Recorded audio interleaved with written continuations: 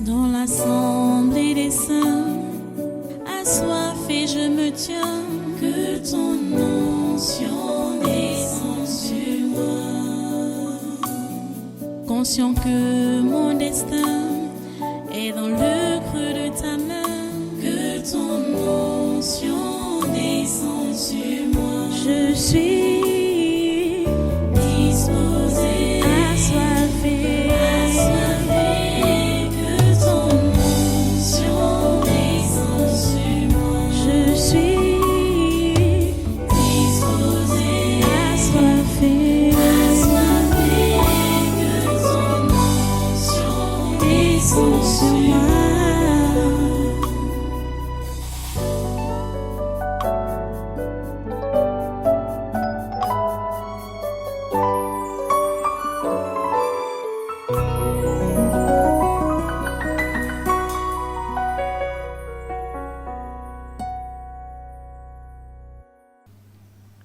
C'est ce genre de pauvre que tu dois être. Tu ne dois pas être comme Caïn. Tu ne dois pas être comme Caïn. Nous avons le privilège d'avoir des tas d'exemples devant nous qui nous enseignent naturellement pour que nous puissions comprendre qu'il ne faut pas imiter tel ou tel mauvais exemple. Nous avons vraiment beaucoup de privilèges. Dieu va beaucoup nous demander. Dieu va beaucoup nous demander. Parce que nous autres, nous avons la Bible de la Genèse à l'Apocalypse avec tous les exemples. Dieu a tout détaillé, il a tout montré. De façon que nous savons ce qui est mauvais, qu'il faut rejeter, et nous savons ce qui est bon à prendre. Vous voyez que celui qui avait même les tendances de devenir un meurtrier, quand il va entendre l'histoire de Caïn et d'Abel, il est capable de se ressaisir. Et c'est même pour ce but-là qu'on vous prêche, qu'on vous enseigne ces choses, pour que celui qui avait ces tendances-là, parce que l'histoire du péché qui se couche à la porte là, le péché se couche à la porte de tous, de tout le monde. Il faut donc que tu sois interpellé par une prédication, un enseignement biblique pour te ressaisir. J'ai insisté hier pour vous faire comprendre que n'importe qui est capable de résister au péché. N'importe qui est capable de résister au péché. Parce que c'est ça que Dieu dit. Que toi domines sur lui. Ses désirs se portent vers toi. Le péché se couche à la porte. Ses désirs se portent vers toi. Mais toi domines sur lui. Dieu nous fait comprendre que tous les humains ont le pouvoir de dominer sur le péché. Et si vous voyez donc quelqu'un qui commet un péché, ça veut dire qu'il l'a fait volontairement. Il y a un petit garçon ici qui a voulu déranger. Quand je lui disais de donner sa vie à Jésus, il dit comment il ne sait pas comment procéder. Pourtant, il sait ce qui est mauvais, il sait ce qui est bien. Ouais. Le soutien qu'on lui donnait, il a... Oh mon Dieu. Dieu est merveilleux. Hein. Moi, je suis un aveugle. Hein. Je suis un sourd. Je suis un muet. Je suis un serviteur de Dieu, un esclave de Dieu. Je dépends de lui. Il a révélé lui-même, le jeune homme là, que l'Église a commencé à prendre soin de son éducation, mais lui n'est pas converti. Et il développait le banditisme dans son cœur. Et il attendait que, parce que déjà même, les directives que le pasteur lui a données, le pasteur a demandé qu'on lui donne l'argent pour payer la pension dans un certain état, lui indiquant l'établissement. Ce n'est pas l'établissement que lui il allait. Ce n'est pas là-bas que lui il allait s'inscrire. Et il attendait à la prochaine rentrée qu'on lui donne également l'argent de la pension. Et il avait déjà planifié qu'il va acheter les habits avec une partie de cet argent-là. Seigneur, ta grâce. Il avait déjà planifié. Or, comme je vous dis là, que je suis un aveugle, je suis un sourd, je suis un muet, je suis conduit comme ça, aveuglement par Dieu, je me laisse juste guider. Il me tient par la main, il me guide, il me conduit.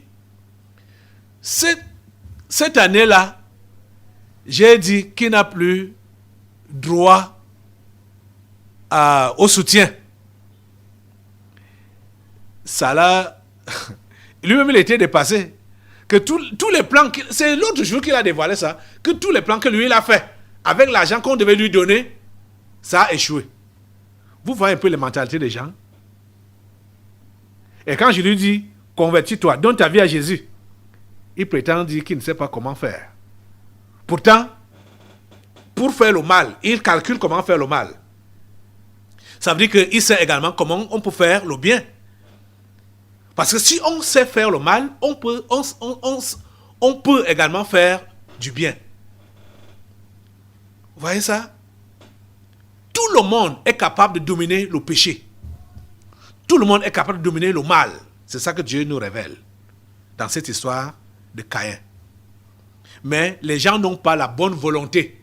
Écoutez, vous tous, vous savez, vous qui êtes en train d'être instruits maintenant, s'il arrive que vous n'obéissez pas à ce qui vous est enseigné et vous mourrez, vous partez en enfer, vous n'aurez à blâmer personne, sinon vous-même, votre propre rébellion, votre propre désobéissance. Et même pour ceux-là qui n'auront pas écouté la prédication, la Bible nous dit que la Bible de Dieu est dans leur cœur, parce qu'ils savent personnellement dans leur cœur ce qui est mauvais et ce qui est bien. Et ils savent que c'est le bien qui est demandé par leur Créateur. Ils le savent. N'importe qui sait qu'il doit faire le bien. N'importe qui le sait. La loi de Dieu est écrite dans chaque cœur. Donc personne n'aura d'excuses. Personne n'aura d'excuses au jour du jugement. Mais ceux qui seront plus condamnés, c'est ceux qui ont été instruits, non seulement par leur cœur, à suivre ce qui est droit, à la voie droite du Seigneur, mais par des prédications comme ce que vous suivez maintenant là, et qui ont dit, Aka, je veux vivre ma vie. C'est ceux-là qui vont beaucoup souffrir.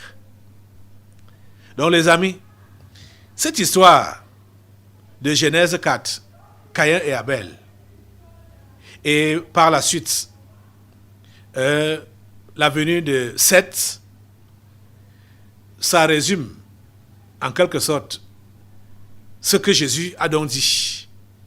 Et ça démontre cela, ce que Jésus a dit, que plusieurs des premiers seront les derniers, et les derniers seront les premiers.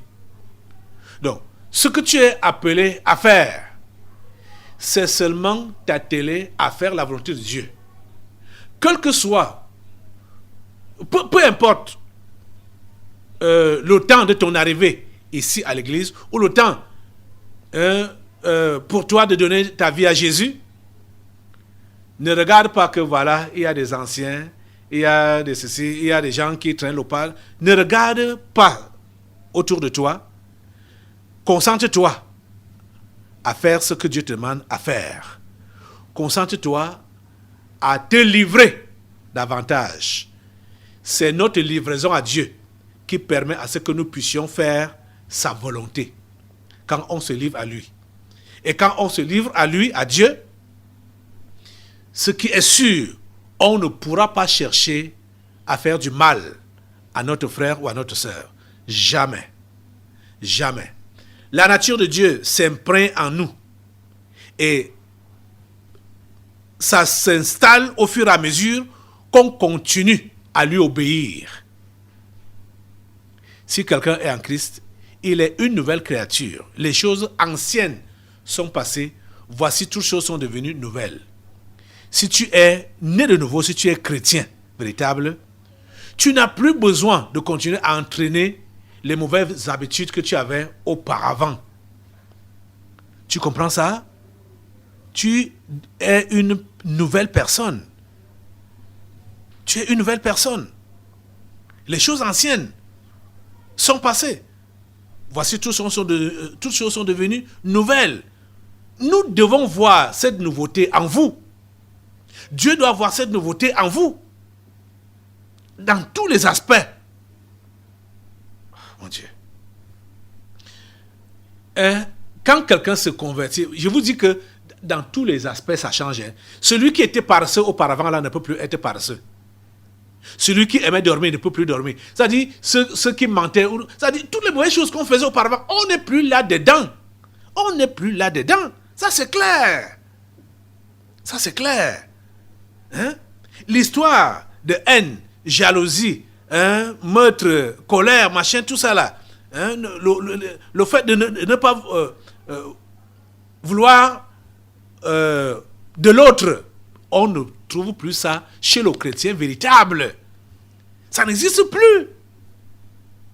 Les rivalités, hein, les guerres, les concurrences, ça n'existe plus. Ouais, c'est ça qui a... Tout ça que je nomme là, c'est ça qui a animé Caïn. Comme il a vu qu'on a apprécié l'offrande de son frère et on a rejeté sa part, c'était la rivalité, la concurrence, la jalousie et tout ça là.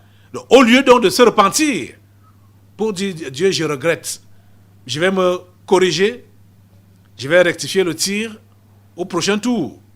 Lui préfère éliminer son frère. Et il croyait que comme son frère sera éliminé, c'est lui seul qu'on va regarder. Voici ce qu'il... il est donc surpris de la sentence qui tombe sur lui. C'est ça qu'on voit là. Il est surpris de la sentence qui tombe sur lui. Parce que lui pensait qu'il allait être seul. Hein? Quand Dieu lui dit donc au verset 11, maintenant tu seras maudit de la terre qui a ouvert sa bouche pour recevoir de ta main le sang de ton frère. Quand tu cultiveras le sol, il ne te donnera plus sa richesse. Tu seras errant et vagabond sur la terre. Ah! Caïn est surpris de ces paroles. Caïn est surpris de cette sentence. Voici ce qu'il dit. Caïn dit à l'Éternel, mon châtiment est trop grand pour être supporté. Vous voyez? Il ne s'attendait pas à ça. Lui voulait être seul devant Dieu. Il voulait être seul. Il voulait que toute l'attention soit attirée vers lui. Donc, vous voyez, vous là, quand tu as cette tendance-là, de vouloir que toute l'attention soit attirée sur toi, comprends que tu t'attires la malédiction. Parce que ça ne sera pas le cas. Tu t'attires la malédiction. Caïn il voulait être seul. Il voulait être seul. Et maintenant, il est surpris que c'est plutôt la malédiction qui tombe sur lui. Caïn dit à l'Éternel, mon châtiment est trop grand pour être supporté. Voici, tu me chasses aujourd'hui de cette terre. Vous voyez? Le mot chasser, ou le verbe chasser, n'a pas été prononcé par Dieu. Mais quand Caïn a compris, malédiction, que tu es maudit, il a compris qu'il n'avait plus rien à faire avec Dieu. Qu'il était maintenant éloigné, écarté. Et lui-même, il a compris que il est chassé. Vous voyez? Parce que quelqu'un qui est maudit ne peut plus être dans la présence de Dieu. Vous voyez? Il a compris ça. Mais ce n'est pas à ça qu'il s'attendait. Donc, quand tu es égoïste là, et tu veux tout pour toi, tu ne veux pas voir quelqu'un d'autre, et tu es jaloux quand les autres prospèrent, quand les autres sont bénis, quand les autres sont élevés, quand les autres sont appréciés, comprends que tu as décidé d'être chassé de la présence de Dieu. Et comprends que tu as toi-même invité la malédiction dans ta vie. Si c'est l'attitude de ton cœur, il faut que tu changes maintenant. Si c'est ça qui est l'attitude de ton cœur, il faut que tu changes maintenant. Que tu n'aimes pas voir les autres. Tu veux que l'attention soit attirée rien que sur toi. Tu n'es pas content quand les autres prospèrent, quand les autres avancent, quand les autres rient, quand les autres sont bien. Je te dis que tu es sous la malédiction. Et tu es loin de la face de l'Éternel. Tu comprends? Change maintenant. Change tout de suite. Lève-toi pour prier Dieu et lui demander le changement. De ton cœur là. Seigneur, change mon cœur. Égoïste, change mon cœur. Méchant, change mon mauvais cœur. S'il te plaît, Seigneur. Donne-moi un cœur semblable au tien. Donne-moi un cœur semblable au tien. S'il te plaît, Seigneur.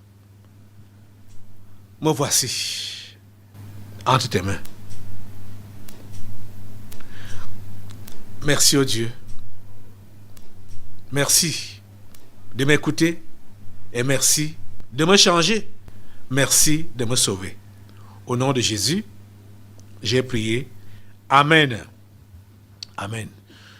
Aujourd'hui, nous, assois-toi, je crois que nous allons finir avec les interpellations de ces esprits, le pouvoir de l'offense, le moi et la rancune, donc les cages, le manque de pardon. Ces esprits sont encore en cage. Et aujourd'hui, on est en journée, on croit finir. Donc, en tout cas, je vais revenir pour continuer avec dans ces délivrances prophétiques. Dans l'assemblée des saints, assoiffé je me tiens, que ton onction descende sur moi.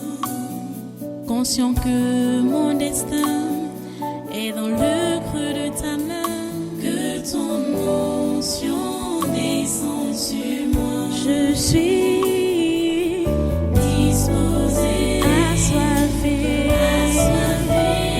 que ton onction descende sur moi. Je suis disposé, assoiffé, que ton onction descende sur moi.